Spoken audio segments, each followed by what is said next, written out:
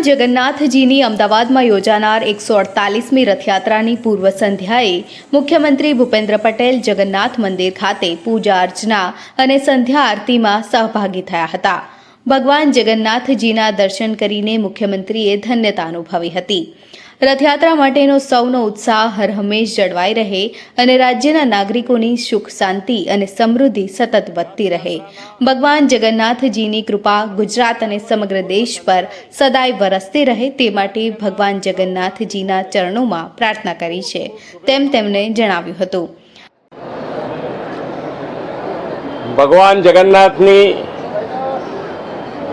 રથયાત્રાના પવિત્ર પર્વની પૂર્વ સંધ્યાએ રાજ્યના સૌ નાગરિકોને ખૂબ ખૂબ શુભેચ્છાઓ પાઠવું છું। આ પરંપરાગત રથયાત્રા સમાજના તમામ વર્ગો સામાજિક સમરસતાથી આ ઉત્સવ મનાવી રહ્યા છે।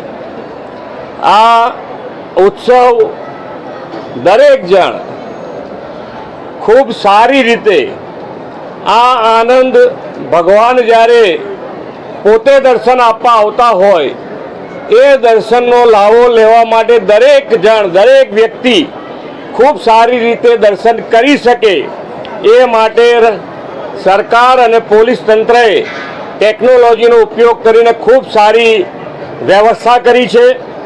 17 જેટલા જન સહાયતા કેન્દ્રો પણ ઊભા કર્યા છે એટલે કોઈને કંઈ તકલીફ ના પડે અને ખૂબ સારી રીતે ભગવાનના દર્શન કરી શકે એ રીતની ખૂબ સારી વ્યવસ્થા થઈ છે અને એનો લાવો દરેકે દરેક ભક્તજનોને મળે એવી શુભેચ્છાઓ।